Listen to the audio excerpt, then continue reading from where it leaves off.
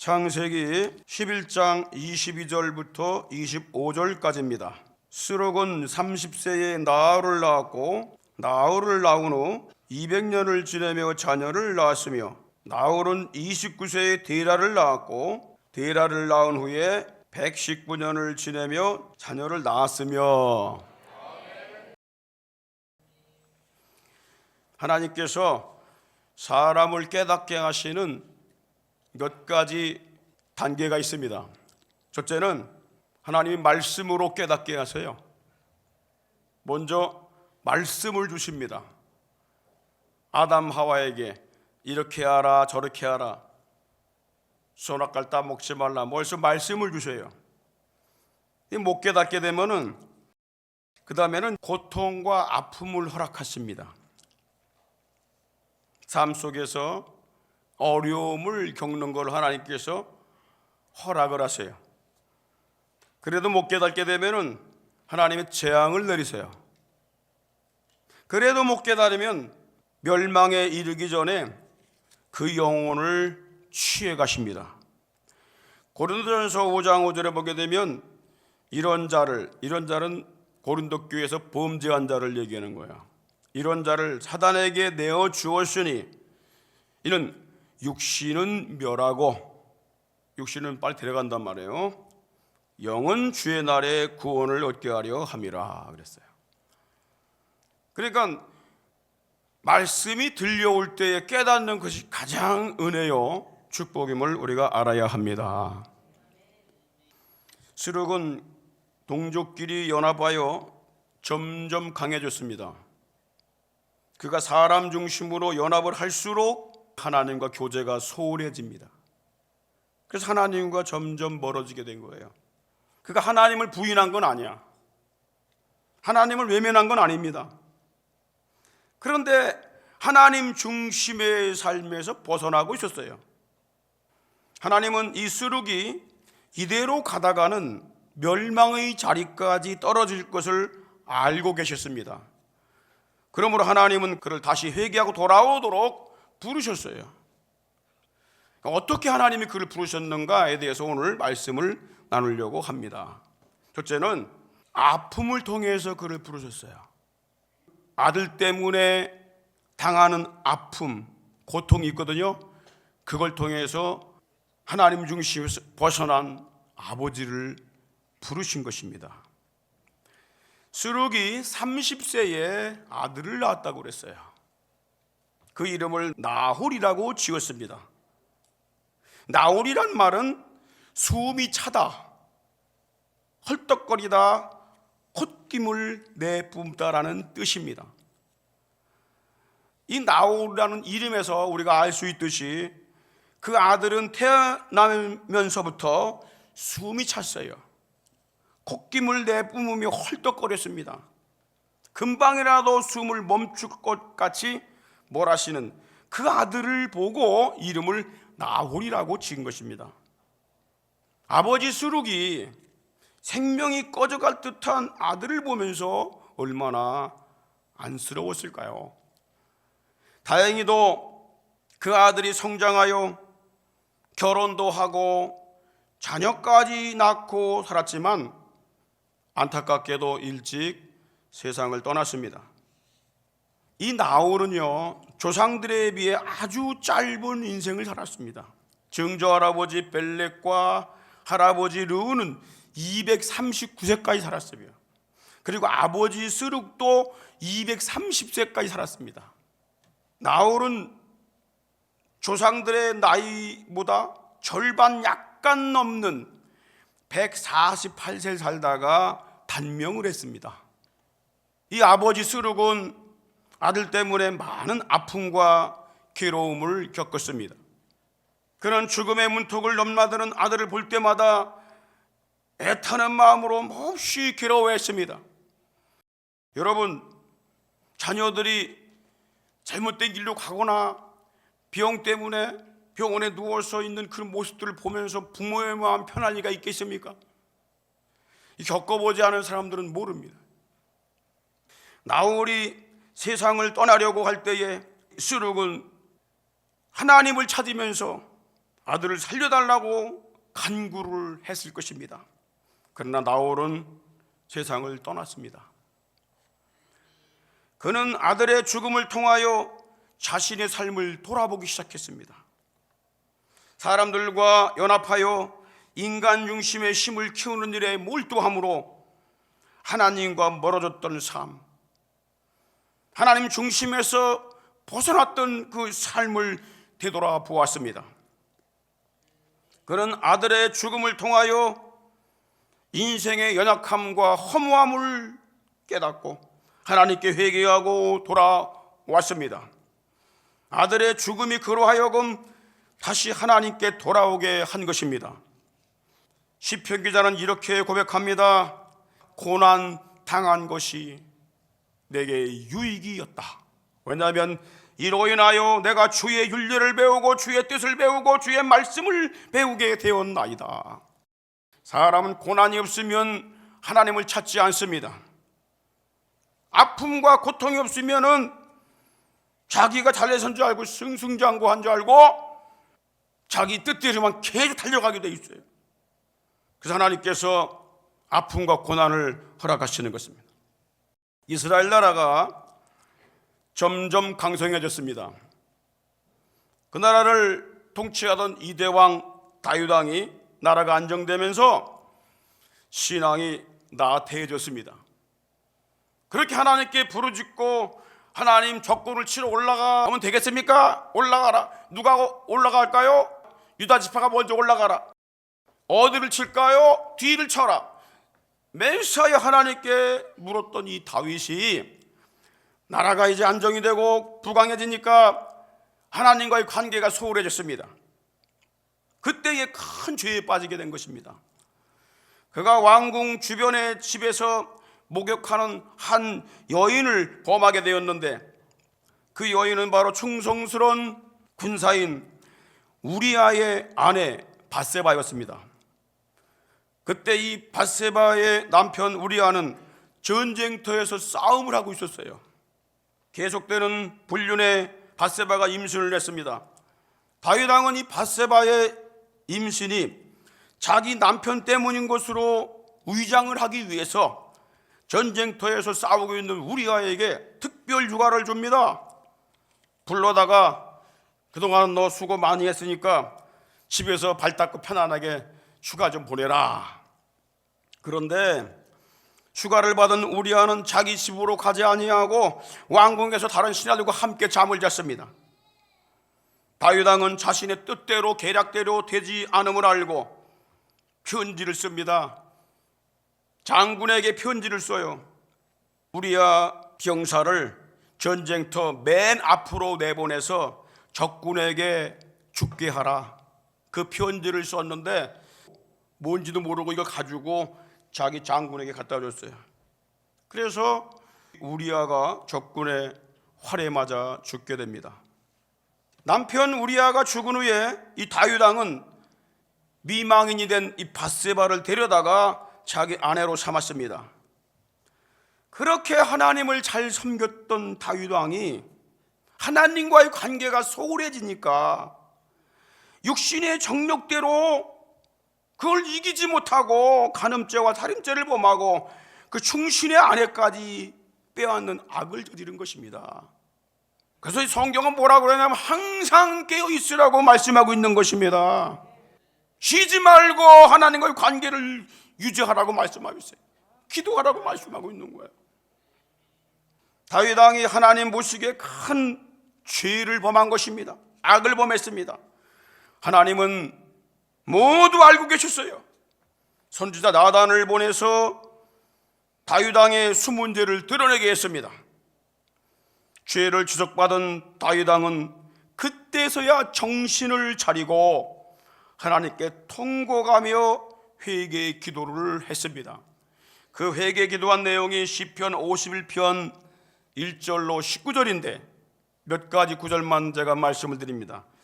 1절 2절 보니까 하나님이여 주의 인자를 쫓아 나를 긍휼히 여기시며 내 죄가를 도말하여 주옵소서. 내 죄를 없이 해 주옵소서. 내 죄를 맑게 씻기시며 나의 죄를 깨끗이 제하소서. 4절 5절 보니까 내가 주께 범죄하여 주의 목전에서 주님이 보시는 앞에서 악을 행하였사오니 주께서 말씀하실 때에 의로우시다 나를 순전하다 그렇게 하시리이다. 내가 죄악 중에 출생을 했습니다. 내 어머니가 나를 죄 중에서 잉태를 했습니다. 내 안에 죄의 이 싹이 트고 있습니다. 그래서 죄를 저지르는데 아버지 하나님 나를 용서해달라고 기도를 합니다. 그러면서 10절 11절에 보니까 정직한 영을 나에게 새롭게 해주시고 주의 성실을 내게서 거둬가지 마옵소서 하면서 얼마나 이 다윗이 하나님께 회개하며 기도를 한지 모릅니다. 하나님께서 그를 용서하셨습니다. 눈물로 수없이 회개하는 이 다윗에게 용서의 확신을 주셨어요. 하나님께서 당신 죄를 용서하셨습니다. 그런데 밧세바가 이 잉태한 아기를 출산했습니다. 하나님이 그 아이를 병으로 치셨습니다. 사무엘하 12장 15절에 보십시오. 우리 아이 처가 다윗에게 낳은 아이를 여호와께서 치심에 심히 알린지라 그랬어요. 그 아이가 시름시름 앓기 시작하여 사경을 헤맵니다. 다윗 왕은 하나님께 엎드려서 금식하며 아이를 살려달라고 간곡하게 기도를 드렸습니다. 16절에 보십시오. 다윗이 그 아이를 위하여 하나님께 간구하되 금식하고 안에 들어가서 밤새도록 땅에 엎드렸다. 그런데 18절에 보니까 7일 만에 그 아이가 죽습니다. 아이가 죽은 후에 다윗이 금식을 중단하고 다시 성전에 들어가서 하나님께 경배를 합니다. 그리고 음식을 먹습니다. 다윗이 땅에서 일어나 몸을 씻고 기름을 바르고 의복을 입고 여호와의 전에 들어가서 경배하며 또 궁으로 돌아와서 명하여 음식을 그 앞에 베풀게 하고 먹은지라 그랬어요. 신하들이 참 볼 때 궁금했어요. 그래서 신하들이 이렇게 묻습니다. 21절에 아이가 살았을 때는 위하여 금식하고 우시더니 죽은 후에는 일어나 잡수시니 어찌 일입니까? 물어요. 다윗이 대답을 합니다. 22, 23절에 가로되 아이가 살았을 때에는 내가 금식하고 운 것은 내가 기도한 것은 혹시 여호와께서 나를 불쌍히 여기사 아이를 살려주실지 누가 알까 생각함이거니와. 우리는 어떤 일이 급박한 일이 저희가 위태로운 일이 있을 때 낙심하지 말고 하나님께 기도해야 될 줄 믿습니다. 혹시 하나님께서 마음을 돌이키사 바꿀 수도 있거든요. 끝까지 하나님께 긍휼을 심리기를 기도해야 될 줄 믿습니다. 그런데 시방은 죽었으니 어찌 금식하랴. 죽었잖아. 이제 기도하는 제목이 이루어지지 않고 이제 그 아이가 죽었잖아. 이 기도는 아무리 백날 해봐야 안 되는 거야. 왜? 내가 그를 다시 돌아오게 할 수 있느냐? 나는 저에게 가거니와. 무슨 말이에요? 나는 죽어서 그에게 갈 수 있지만 그는 다시 이쪽으로 올 수 없다는 거야. 안 되는 건 기도하지 말라는 거지. 그러면 다윗이 7일 동안 금식하며 울며 간구했지만 하나님이 아들을 취해가셨습니다. 무엇 때문에 그랬을까요?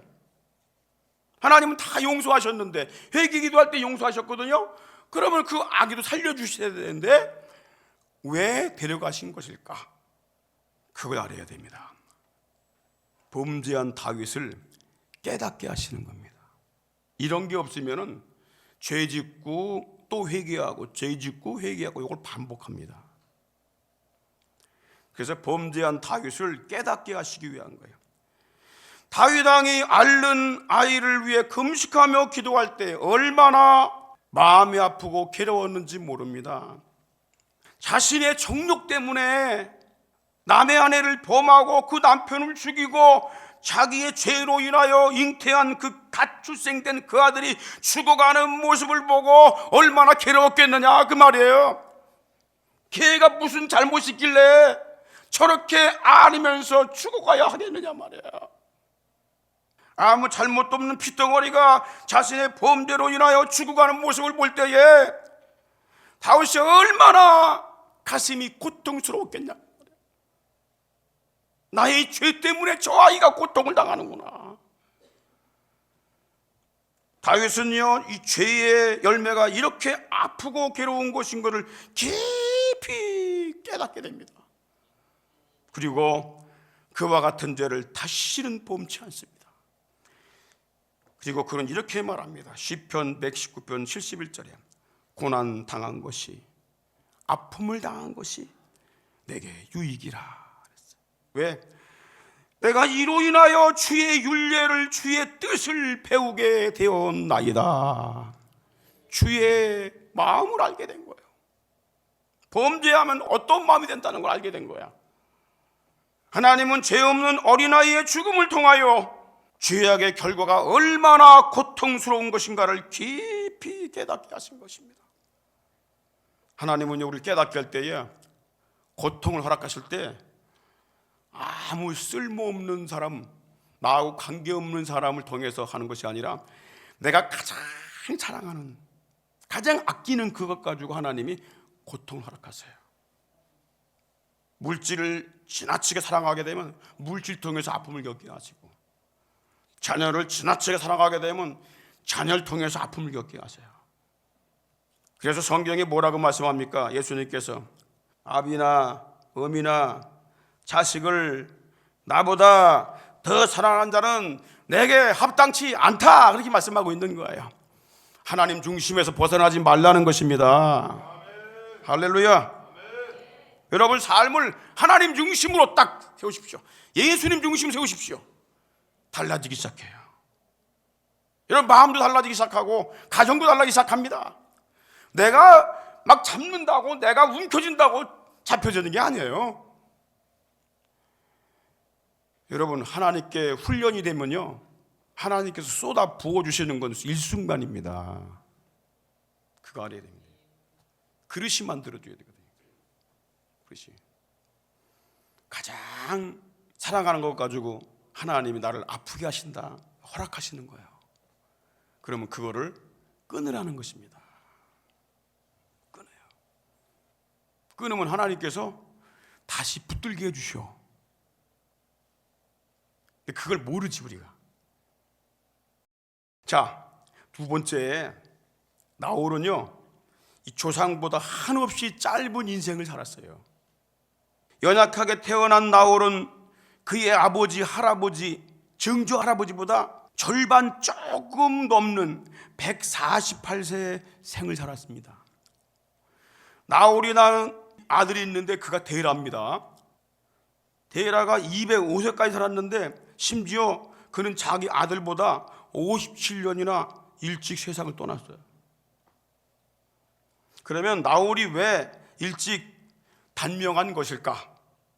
두 가지로 추측을 해볼 수가 있습니다. 첫째는 나홀이 세상을 짧게 살다가 간 것은 자기 죄 때문이라는 견해입니다. 박윤식 목사가 쓴 창세기 족보에 보게 되면 나홀의 죽음에 대하여 이렇게 기록하고 있습니다. 이전의 족장들의 수명은 벨렉은 239세, 르도 239세, 스룩도 230세, 그 아들 데라도 205세까지 살았던 것을 볼 때 148세에 죽은 나홀은 결코 자기 수명을 다하고 죽은 것이 아닙니다. 분명히 하나님의 저주를 받아 어떤 사고나 질병으로 갑자기 죽은 것입니다. 아마도 그의 갑작스러운 죽음은 셈 계열의 족장들과 가족들에게 큰 충격이었을 것입니다. 나홀은 자신의 죄 때문에 단명한 것입니다. 이렇게 기록을 하고 있어요. 제가 이 말씀에 다 동의하지는 않습니다. 그러나 죽음은 죄 때문에 온다는 사실은 부인할 수가 없습니다. 성경에 보게 되면 인간의 단명과 갑작스러운 죽음은 죄의 문제와 연관이 있음을 말씀하고 있습니다. 전도서 7장 17절에 보니까 지나치게 악인이 되지 말며 우매자도 되지 말라. 어찌하여 기한 전에 죽으려 하느냐. 우리 살면서 여러분 또 악한 일 할 수도 있고 죄인으로 살 수도 있어요. 미련하게 살 수도 있어요. 그런데 그렇게 악하게, 그렇게 미련하게 살지 말라는 거예요. 그렇게 살다가는 일찍 간다는 거지. 그리고 전도서 8장 13절에 보니까 악인은 잘 되지 못하며, 악인은요 잘 되는 것처럼 보일 뿐이지 절대 잘 될 수가 없다는 거예요. 장수하지 못하고 기도야 7, 80년입니다. 똑같아. 성공했다고 해서 더 길게 사는 게 아니야. 그날이 그림자 같으리니 이는 하나님 앞에 경외하지 아니함이라. 근데 그리스도인들은 하나님을 경외하며 살기 때문에 이 땅 끝나면서도 영원한 영생하는 나라가 있음을 믿으시기 바랍니다. 욥기 22장 15절로 16절 보면은 내가 악인의 밟던 옛적지를 지키려느냐? 그들은 때가 이르기 전에 끊어 버리웠고 그 터는, 악인의 터는 하수로 인하여 함몰 무너졌다, 그 말이야. 근데 우리가 보면 정치적인 거나 경제나 보게 되면 얼마나 악을 저지르는지 몰라요. 악을 덮으려고 더 큰 악을 저질러. 그게 세상이요 지금. 여러분 내 손바닥으로 하늘 가려집니까? 여기만 안 보일 뿐이지 가려져요? 악인의 터를 밟지 말아야 돼요. 그 악인이 가는 길 따라가지 말아야 돼요. 거기에 현혹되지 말아야 됩니다. 영생하도록 창조된 인간의 수명이 1000세 이하로 짧아지고 500세 때로 짧아지고 200세 때로 짧아져서 마침내 100세 이하로 단명되었습니다. 그래서 우리가 100세 이하로 살게 되는 거예요. 이렇게 하게 되는 원인이 어디에 있습니까? 인류의 대표가 되는 아담이 범죄했기 때문에 그런 거예요. 죄가 세상에 들어왔기 때문에 그런 거예요. 그래서 로마서 5장 10절에 보니까 한 사람으로 말미암아 죄가 세상에 들어오고 그 죄로 말미암아 사망이 왔나니 이와 같이 모든 사람이 죄를 지었으므로 사망이 죽음이 모든 사람에게 이르렀느니라. 죄의 삭은 사망입니다. 죽음입니다. 멸망입니다. 지옥 형벌입니다. 죄를 멀리해야 됩니다. 가정에서도 죄를 멀리해야 되고 자녀들이 죄 속에 빠졌는가 늘 그것을 우리는 보고 그 길로 가지 못하도록 여러분 기도하고 권면하고 이끌어야 됩니다. 세상에서 성공이 아닙니다. 하나님을 잘 믿고 하나님 중심으로 그리스도 중심으로 믿음으로 사는 것이 승리하는 생임을, 성공한 생임을 믿으시기를 바랍니다. 두 번째 해석이 있어요. 나홀이 단명하게 된 원인이 뭐냐? 아버지를 회개케 하기 위한 하나님의 계획이었다라는 해석입니다. 죄인을 회개케 하기 위해서 한 사람을 희생양으로 삼은 겁니다. 나홀이 단명한 것이 자신의 죄 때문이라고 할 수 없는 이유가 있습니다. 왜냐하면 그가 출생할 때부터 허약한 체질을 가지고 있었기 때문에 아버지가 그 이름을 나홀, 숨이 차다, 헐떡이다, 콧김을 내뿜다 라고 이름을 지었던 것을 보면 알 수 있어요. 그가 이 땅을 살기도 전에, 죄를 짓기도 전에 이미 그는 죽음의 문턱을 넘나들고 있었어요. 숨쉬기도 힘든 상태로 그는 살아갔습니다. 그에게 늘 죽음의 그림자가 드리워져 있었습니다. 그래도 하나님은 그를 긍휼히 여기셔서 그 생명을 148세까지 붙드시다가 자녀를 낳고 살게 하시다가 일찍 취해 가셨습니다. 하나님이 이렇게 하신 이유가 뭘까요? 하나님 중심에서 벗어난 인간 중심으로 사는 아버지 수룩을 하나님께 돌아오게 하기 위한 하나님의 계획 때문이었다고 하는 것입니다. 이 수룩이 언약의 자손 택함 받았는데 세속에 빠져서 멸망당하게 될 것을 아시고 그를 회개케 하시려고 그 아들을 희생양으로 삼으신 것입니다. 실제로 그는 연약한 아들의 죽음을 통하여 자신의 삶을 돌이키고 하나님께 돌아왔습니다. 여러분, 자식을 사랑하지 않는 부모가 어디 있겠습니까? 그런데 이 나홀이 아버지보다 먼저 세상을 떠났을 때 이 아버지 스륵의 마음이 어떻겠어요? 할아버지, 증조 할아버지, 그리고 자기 아들보다 먼저 갑니다. 그 아픔을 대체할 수 있는 것이 있을까요? 그런데 그 아들의 죽음이 아버지 스륵을 하나님께 돌아오게 하는 계기가 된 거예요. 그래서 하나님께서 그 아들을 일찍 데려가시면서까지 그 아버지 그리고 다른 사람들을 회개하고 돌아오도록 하는 희생양으로 삼으신 거예요. 여러분, 아무 죄가 없었음에도 불구하고 나홀보다 더 짧게 살다 가신 분이 계세요. 그분이 우리 예수님이십니다. 예수님은 33세의 젊은 나이에 세상을 떠났습니다. 뭐 아픈 것 때문에 떠난 것이 아니라 다른 사람이 죽임으로써 떠난 거예요. 그러면 하나님은 왜 예수님이 죄가 없었음에도 불구하고 그를 죽음당하게 하신 것일까? 죄인을 회개하고 돌아오게 하시려는 하나님의 계획 때문에 그렇다는 걸 우리가 알아야 됩니다. 하나님의 구원의 계획 때문에. 인간은 스스로 죄 문제를 해결할 수가 없습니다. 오직 죽음으로밖에 해결할 수가 없어요. 그러므로 죄 없으신 그 아들을 십자가에 죽게 하심으로 인간의 죄값을 대신 갚아주셨는데, 이렇게 하신 이유는 우리를 살리시기 위함인 것입니다. 요한일서 4장 9절로 10절에 보십시오. 하나님의 사랑이 우리에게 이렇게 나타난 바 되었으니 하나님이 자기의 독생자 하나밖에 없는 아들을 세상에 보내신 것은 저로 말미암아 나를 살리려 하심이라. 사랑은 여기 있으니 우리가 하나님을 사랑한 것이 아니요 오직 하나님이 우리를 사랑하사 우리 죄를 위하여 화목제로 그 아들을 보내셨음이니라. 하나님은 우리를 죄와 사망에서 저주에서 살리시기 위해서 그 아들을 어린 양으로 출생케 하셨고 십자가에 죽게 하심으로 희생제물 대속의 제물 희생양을 삼으신 줄 믿으시기 바랍니다. 로마서 5장 8절에 보십시오. 다 같이 읽겠습니다. 우리가 아직 죄인 되었을 때에 그리스도께서 우리를 위하여 죽으심으로 하나님께서 우리에게 대한 자기 사랑을 확증하셨느니라. 할렐루야.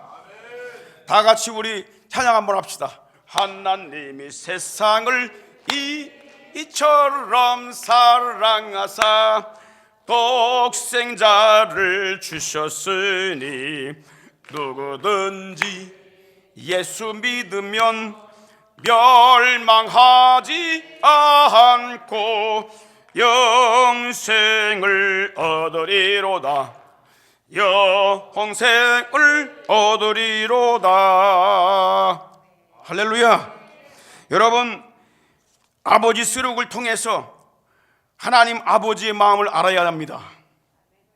하나님이 그 아들을 죽음을 당하도록 세상에 내어보내실 때에, 하나밖에 없는 아들 예수를 이 땅에 내어보내실 때에 하나님의 마음이 얼마나 고통스러우셨을까요? 얼마나 괴로우셨을까요? 예수님은 태어나자마자 헤롯 왕이 죽이려고 칼을 휘둘렀습니다.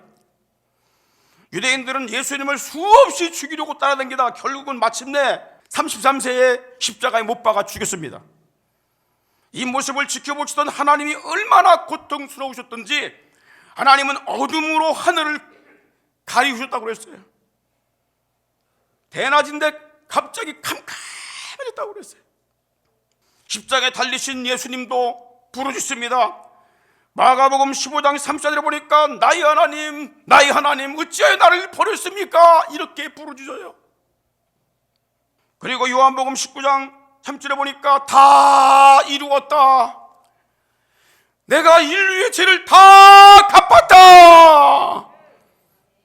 그리고 마지막으로 누가복음 23장 46절에 내 영혼을 아버지의 손에 부탁하나이다. 그리고 예수님이 돌아가신 거예요. 하나님은 자신이 괴로우시면서 그 아들을 가장 고통스럽게 죽게 하신 이유가 뭘까요? 죄 때문입니다. 인간의 죄 때문입니다. 인간은 죄를 사망으로밖에 해결할 길이 없어요. 죽어야 죄가 해결되는 거예요. 그런데 예수님이 대신 죄 없는 분이 십자가에 죽어주신 것입니다. 우리를 회개하고 돌아오게 하시기 위해서 예수님이 달리신 이 십자가는요, 나 같은 죄인을 부르시는 하나님의 사랑입니다. 십자가가 하나님의 사랑이다 말이에요. 죄를 다 못 박아버리는 장소고, 저주를 깨뜨리는 장소고, 사단의 머리를 찢뭉개버리는 장소가 십자가입니다. 왜? 우리를 사랑하시기 때문에. 네가 당할 일을 내 아들이 대신 당했다. 그러나 우리 주님은 죽으면서 사흘 만에 부활하심으로 내가 너를 위해 죽었었노라, 내가 전에 죽었었노라, 그러나 이제 세세토록 살아있어 사망과 음부의 열쇠를 가졌다. 할렐루야. 이 예수님을 굳게 붙잡기를 주의 이름으로 축원합니다. 마지막으로 세 번째, 이 스룩과 나홀이 메시아 족보에 같이 입족이 됐습니다. 연약한 몸으로 출생한 나홀은 늘 하나님을 의지하면서 믿음으로 살았어요. 그는 하나님을 멀리한 아버지를 깨우치기 위한 하나님의 도구로 쓰임받다가 짧은 인생으로 세상을 마감했습니다. 그가 하나님의 계획에 의해 단명된 것 때문에, 희생양된 것 때문에 그는 회개하고 돌아온 아버지 스룩과 함께 그리스도의 영광스러운 가문의 족보가 된 걸 믿으시기를 바랍니다. 누가복음 3장 34절 35절 보십시오. 야곱부터 소개합니다.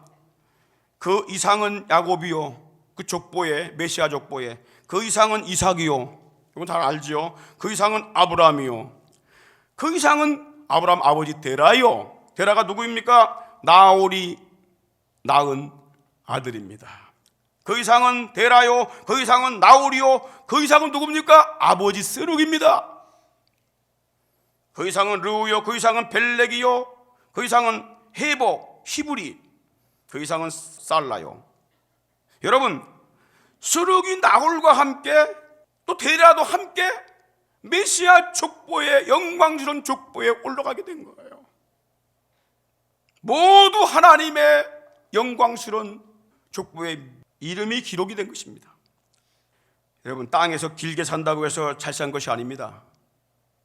많은 일을 했다고 해서 잘 산 것이 아닙니다. 짧은 인생을 살아도 하나님께 쓰임받고 사는 것이 중요합니다. 초대교회 7명의 집사 중에 한 사람인 스데반 집사가 있습니다. 그는요, 많은 사역을 해보지도 못하고 그 법정에서 예수 복음을 전하다가 그냥 돌 맞아 순교를 했습니다.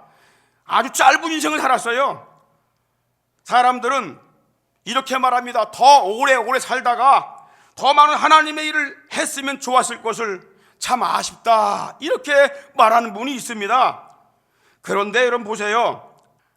예수님은 그의 죽음을 가장 귀하게 보셨다고 하는 것입니다.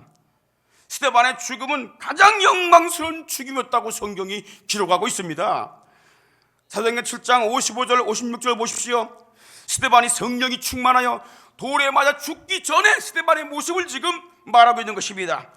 스데반이 성령이 충만하여 하늘을 우러러 주목하여 하나님의 영광과 예수께서 하나님 우편에 서신 것을 보고 말하되 보라 하늘이 열리고 인자가 하나님 우편에 서신 것을 보노라. 일을 많이 했다고 해서 주님께 칭찬받는 게 아니야. 여러분, 무슨 일을 누구를 위해 사느냐가 중요한 것입니다. 우리는 길지 않은 인생을 살면서 무엇을 위해서 달려가고 있습니까? 나홀처럼 세속에 빠진 영혼들을 위해 주님께 쓰임받기를 원합니다. 바울은 이렇게 고백합니다. 이런 고백이 다 저와 여러분들의 고백이 되어야 할 줄 믿습니다. 로마서 14장 8절에 우리가 살아도 주를 위하여 살고 죽어도 주를 위하여 죽나니 그러므로 사나 죽으나 우리가 주의 것이로다. 가장 복된 생은 주님을 위해 살다가 가는 것입니다. 인간 중심으로, 세속 중심으로, 내 중심으로 살다가 하나님과 멀어지는 것이 가장 비극입니다. 그런 삶을 우리 주변에서 우리 가족들 살고 있다면 여러분들이 나홀이 되십시오. 예를 십자가의 정신을 가지고 믿음으로 사십시오.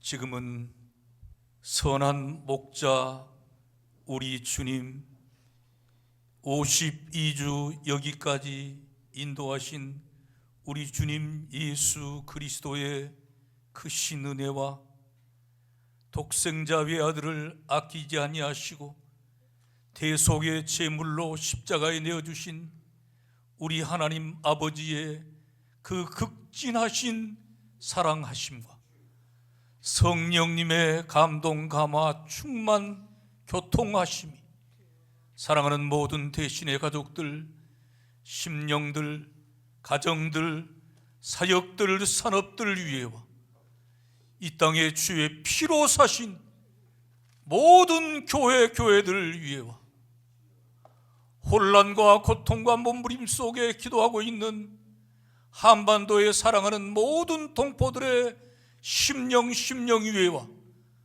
5대양 6대주에 파송받아 사명 감당하고 있는 사랑하는 우리 동역자 모든 선교사님들 위에 이제로부터 영원토록 함께 있을지어다. 아멘.